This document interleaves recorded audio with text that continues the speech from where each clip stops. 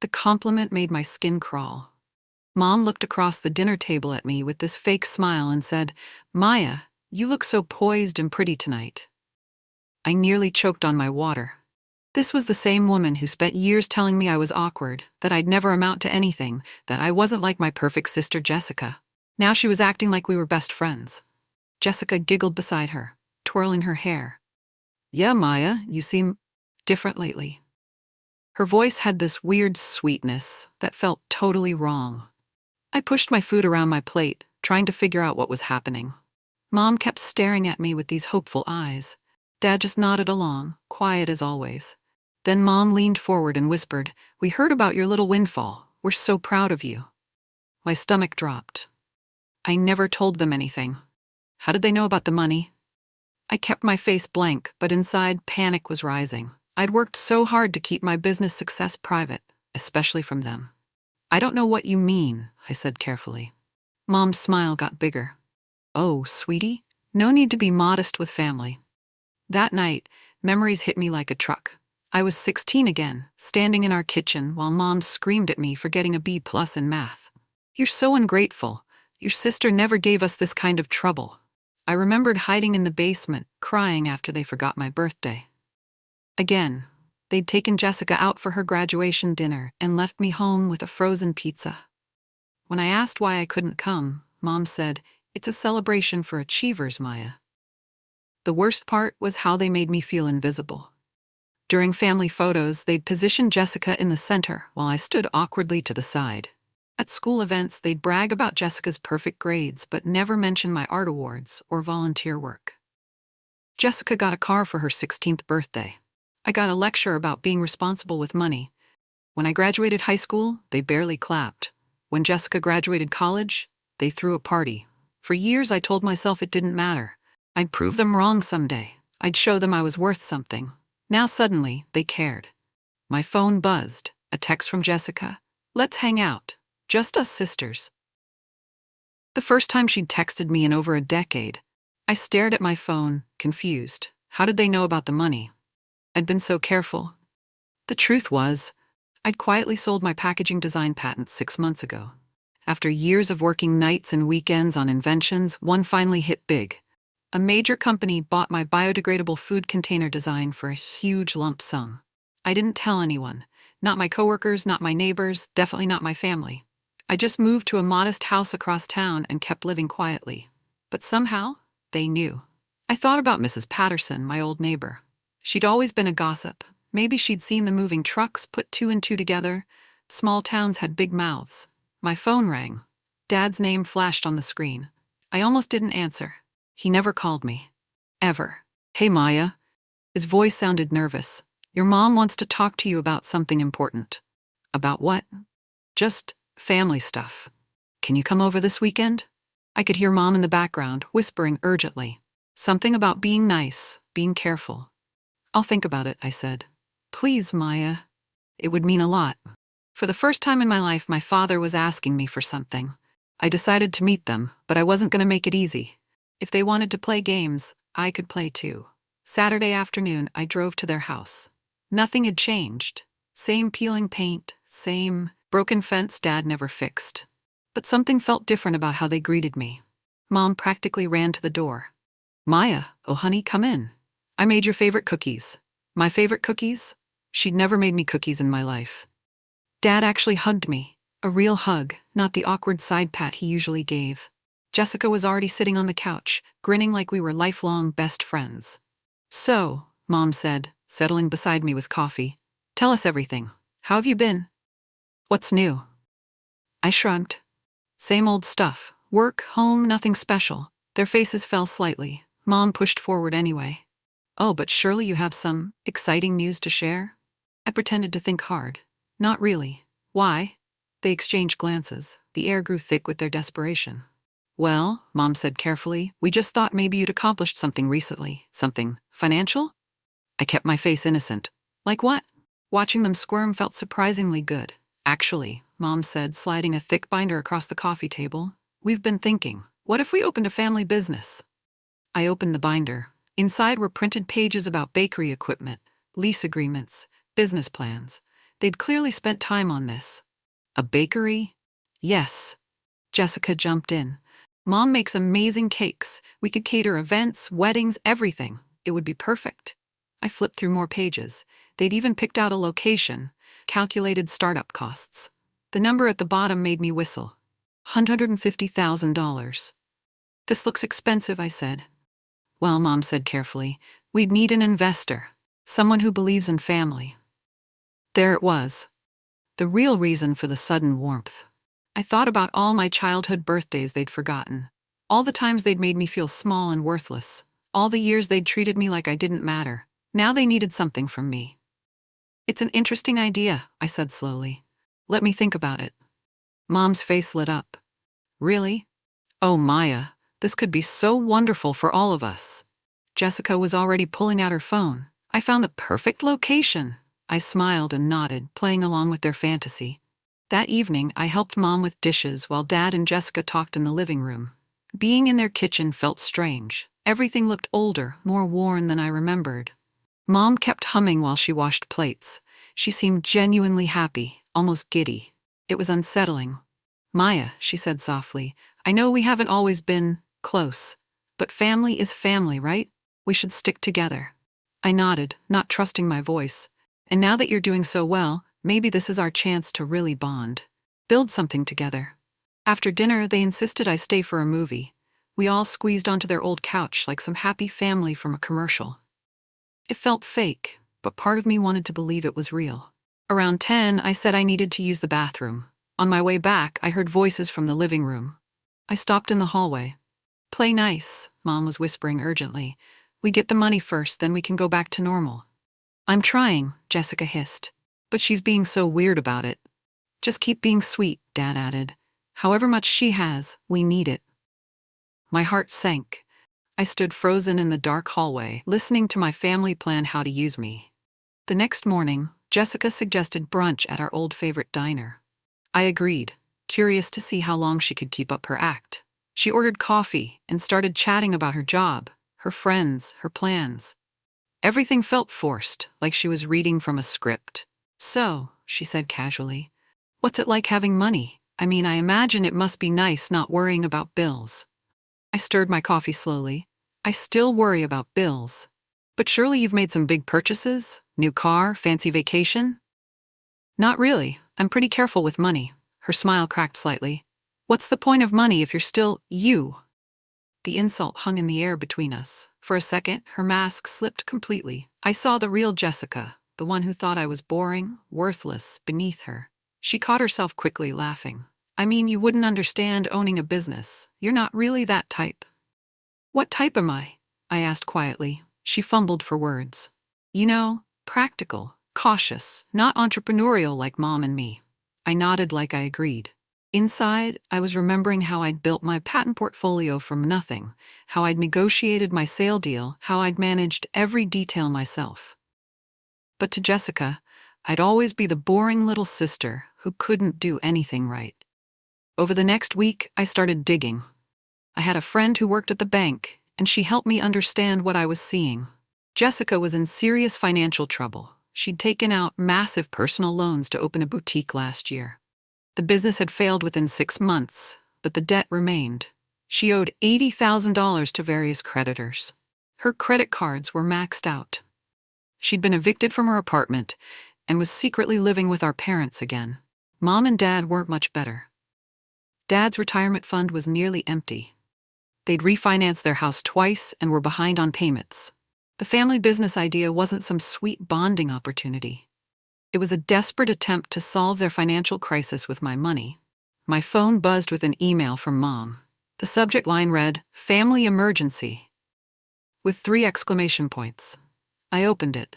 Inside was a spreadsheet showing all their debts, monthly payments, and a calculation of exactly how much they needed to get back on track. The total was staggering, $200,000.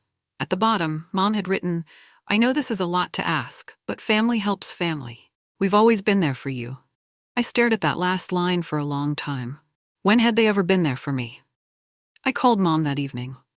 Oh, Maya, she answered breathlessly. Did you get my email? I know it's complicated, but I'm not in a position to help right now, I said gently but firmly. Silence. What do you mean? Her voice had changed completely. I mean, I can't give you money. But you have it. We know you do. Having money and being able to give it away are different things. Maya, this is family. Your sister is struggling. Your father and I are about to lose our house. Her desperation was raw, real. For a moment, I almost felt guilty. I'm sorry, I said. I really am. But no. Mom gasped like I'd slapped her. I cannot believe you're being so selfish after everything we've done for you. What had they done for me? I wanted to ask, but I just said, I'm sorry, and hung up. The next day, Jessica showed up at my door. She looked furious. We need to talk, she said, pushing past me into my house. Jessica stood in my living room, hands on her hips, glaring at me like I was dirt. I cannot believe you're doing this to us, she said. Mom is devastated. Dad hasn't spoken all day. I'm sorry they're upset. You're just bitter, she exploded. You've always hated me because Mom loved me more, because I was pretty unpopular and you were. You. The words hit like physical blows. Even now, even when she needed my help, she couldn't resist reminding me how little she thought of me. You think having money makes you special now? She continued. You're still the same pathetic loser you always were. The only difference is now you can afford to be cruel. I stood there taking it all in, watching my sister show her true face. You know what? I said quietly. You're right. She did love you more. Jessica blinked, surprised by my calm agreement. She loved you more, treated you better, gave you everything while I got nothing. You're absolutely right about that. Well, good. At least you admit it. I walked to my front door and opened it wide. And because you're right about all of that, I don't owe you anything. I looked her straight in the eyes. Goodbye, Jessica. She stared at me for a long moment, then stormed out. I closed the door behind her and leaned against it, shaking. A week later, Dad called and asked to meet at Murphy's Diner downtown. I almost said no, but something in his voice made me agree. He was already there when I arrived, sitting in a corner booth, looking older than I remembered. His hands shook slightly as he lifted his coffee cup. Maya, he said as I sat down, I need to be honest with you. I waited. We hoped, your mother and I hoped you'd feel guilty, that you'd step up like families should. He stared into his coffee. We thought if we were nice to you, showed you love, you'd want to help us. At least he was being direct. We knew about your money because we saw Aunt Rose's will, he continued. My blood went cold. What? At the funeral, Jessica found it in Rose's papers. We saw that she left you everything, the house, the investments, all of it. But Aunt Rose hadn't left me money. She'd left me something better, the inspiration and encouragement to pursue my inventions. Her workshop, her tools, her belief in me.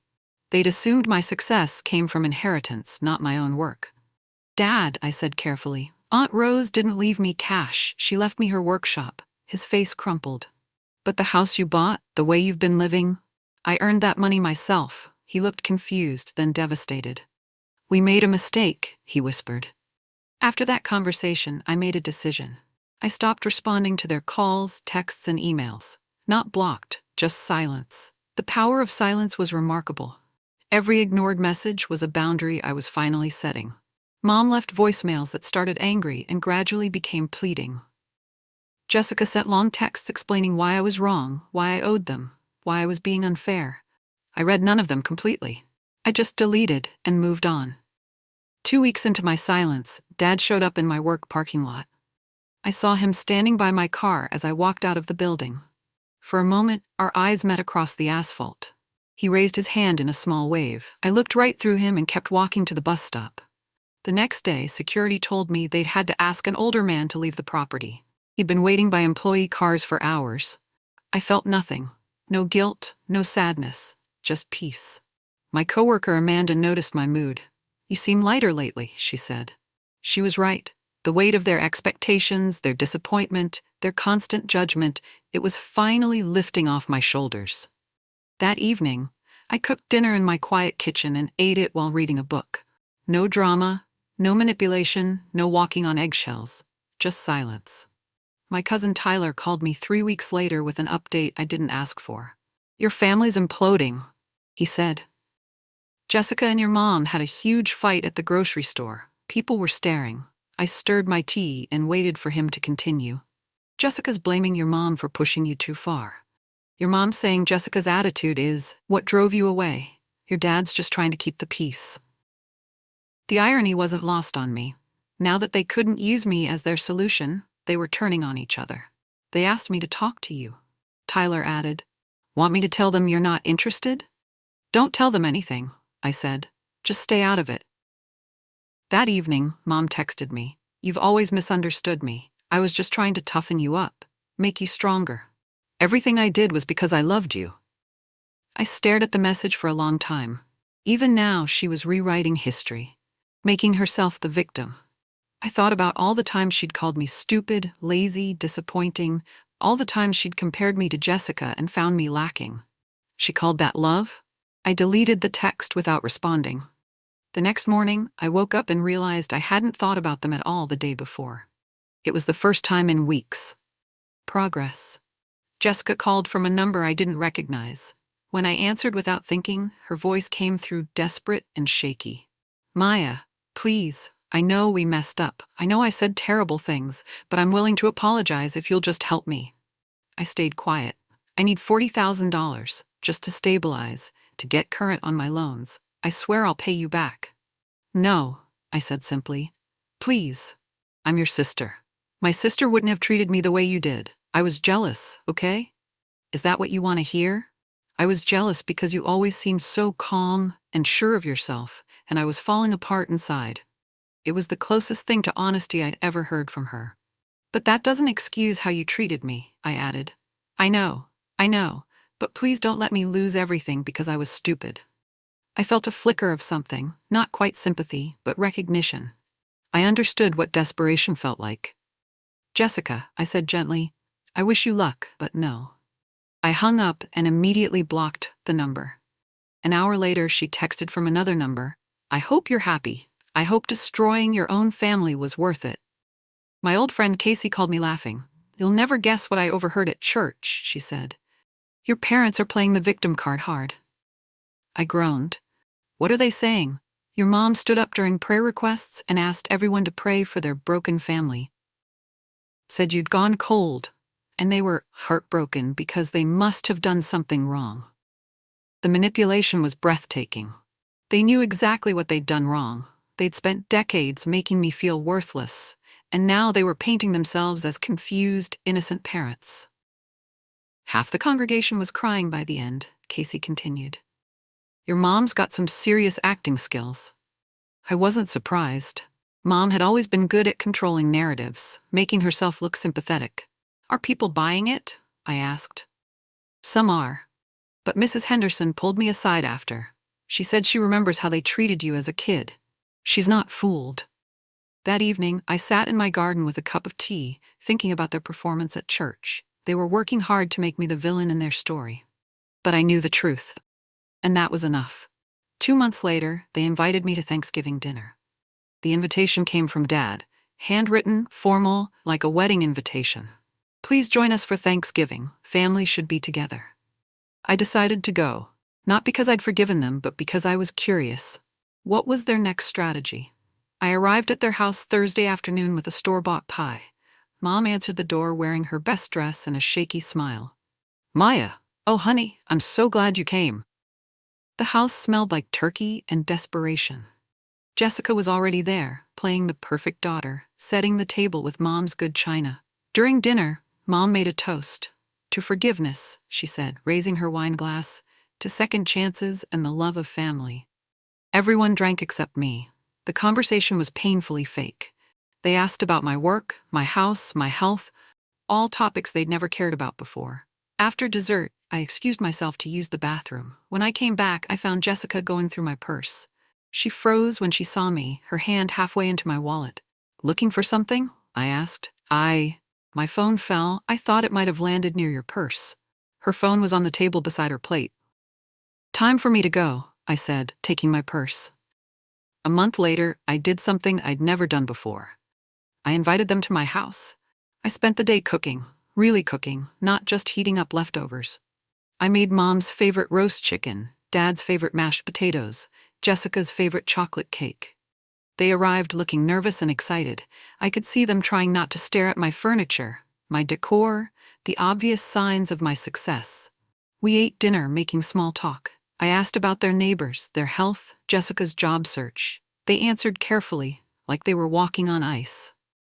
After dinner, we sat in my living room with coffee. The evening felt almost normal, almost like a real family gathering.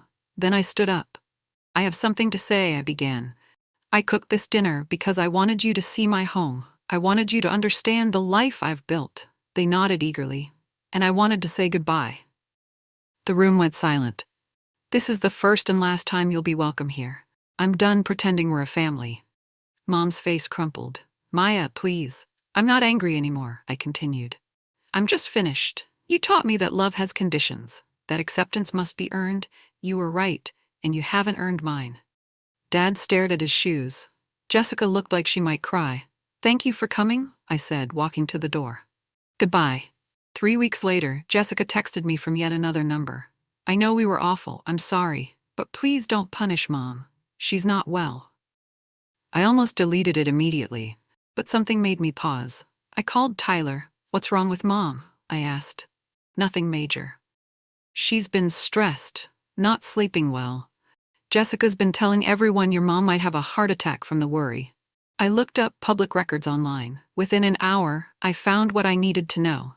Jessica had power of attorney over Mom's finances. She'd already taken out a second mortgage on their house. She was using Mom's declining health as leverage while stealing from her. I saved the documents but did nothing with them. Jessica was an adult making adult choices. Mom was an adult who'd made choices too. None of it was my responsibility anymore. That night, I made myself dinner and watched a movie. I didn't think about them until Jessica texted again the next day. "The house is being foreclosed on. Mom's going to be homeless because of you." I turned off my phone and went to bed early. Spring came quietly. I heard updates from Tyler, but I stopped asking for them. Jessica's debt collector business finally collapsed completely. She moved back in with our parents permanently. Mom's house went up for sale, but there were no buyers at their asking price. Dad sent me one email. "I miss my daughter. Please talk to me." I read it twice, then deleted it.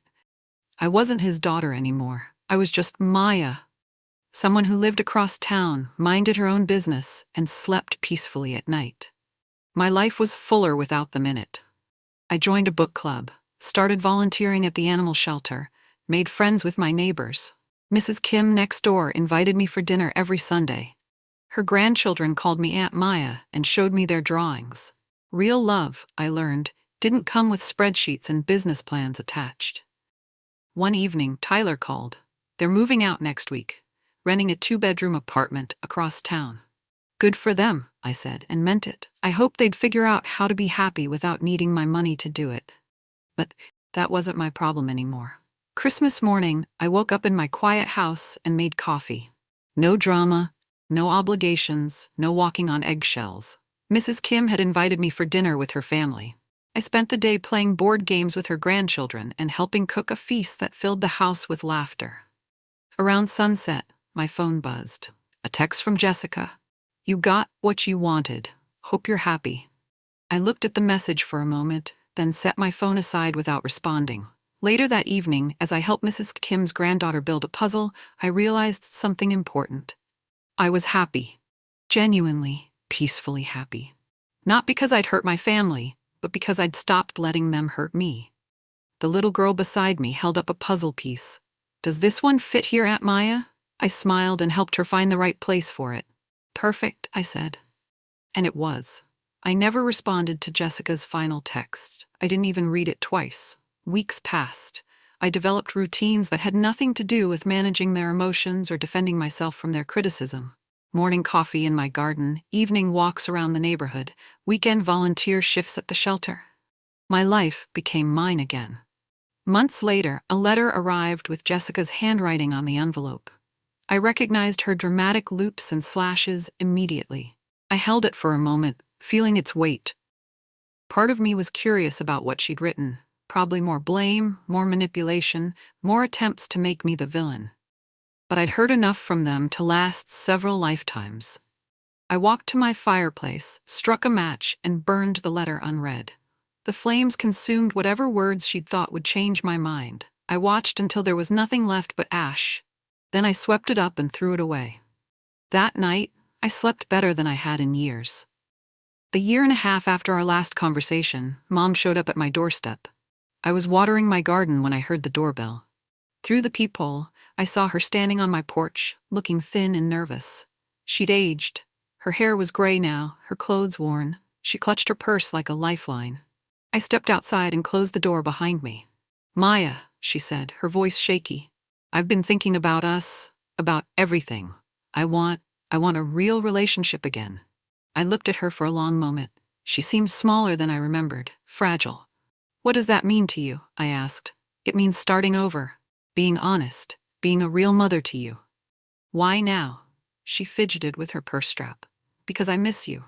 Because I realize I made mistakes." "You didn't make mistakes, Mom. You made choices. For years and years, you chose to treat me badly." Tears filled her eyes. "I was wrong. I know I was wrong." "Yes," I said simply. "You were." We stood in silence for a moment. "Please," she whispered, "can we try again?" I felt no anger toward her anymore, but I felt no love either. She was just a stranger who looked familiar. "You are not welcome here," I said quietly. She started to cry, but I didn't move. "Goodbye, Mom." I went back inside and locked the door. That evening, I did something I'd never done before. I wrote a letter to my younger self, the scared, confused kid who thought she wasn't good enough.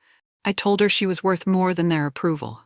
I told her she was smart and creative and kind, regardless of what they said. I told her that someday she'd build a life so beautiful and peaceful that their chaos couldn't touch it. I folded the letter carefully and put it in a small wooden box that had belonged to Aunt Rose. Then I placed the box on my bookshelf, next to photos of my real family, Mrs. Kim's grandchildren, my book club friends, my coworkers. I lit a candle and sat in my living room, surrounded by the life I'd built. For the first time since childhood, I felt no guilt about putting myself first. No shame about protecting my peace. No fear about disappointing people who'd never truly cared about my happiness. The candle flickered in the quiet room. Outside, rain began to fall gently against my windows. I closed my eyes and breathed deeply. Finally, there was silence where their criticism used to live. Finally, there was peace where their chaos used to reign. Finally, I was free. On a gray Saturday morning, I found myself driving through my old neighborhood. I hadn't planned it. I was just running errands and somehow ended up on familiar streets. I parked across from my childhood house and sat in my car, looking at the place where I'd grown up. New people lived there now. A young family with kids. I could see bicycles in the driveway, chalk drawings on the sidewalk. The house looked happy. I thought about the girl I used to be, sitting in that upstairs bedroom, dreaming of escape. She'd probably never imagined this ending, not dramatic revenge or tearful reconciliation, but simple, quiet freedom. A little boy ran out of the house chasing a soccer ball. His mother followed, laughing, scooping him up in a hug. I watched them for a moment, then whispered, "Goodbye." Not to the house, not to the memories, but to the girl who thought she needed their love to survive. I started my car and drove away without looking back. That afternoon, I planted new flowers in my garden. Bright yellow marigolds that would bloom all summer long. As I worked with my hands in the soil, I realized something profound. I'd spent so many years waiting for them to see my worth that I'd almost forgotten to see it myself. But I saw it now, clear as sunlight. I walked away from them and took my peace with me. 2 years have passed since Mom showed up at my door. I've heard nothing from any of them since then, and that's exactly how I want it. My life is full now in ways I never imagined possible. I mentor young inventors through a nonprofit program. I travel to places I've always wanted to see. I host dinner parties where people laugh until their sides hurt. Last month, Mrs. Kim's granddaughter asked me to walk her down the aisle at her wedding. "You're the closest thing to a mom I have," she said, and I cried happy tears. Sometimes people ask if I miss having a family. I tell them I do have a family. I just chose it instead of being born into it. My chosen family celebrates my successes without spreadsheets attached. They love me on ordinary Tuesdays, not just when they need something. They see my worth even when I'm wearing sweatpants and no makeup. Real love, I've learned, doesn't require you to prove you deserve it. When I look back on those years of rejection and criticism, I feel grateful. They taught me to recognize authentic love when I found it. They taught me that my worth isn't determined by their opinion.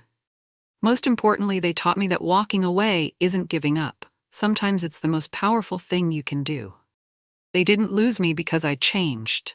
They lost me because I finally knew I deserved better. And I was right.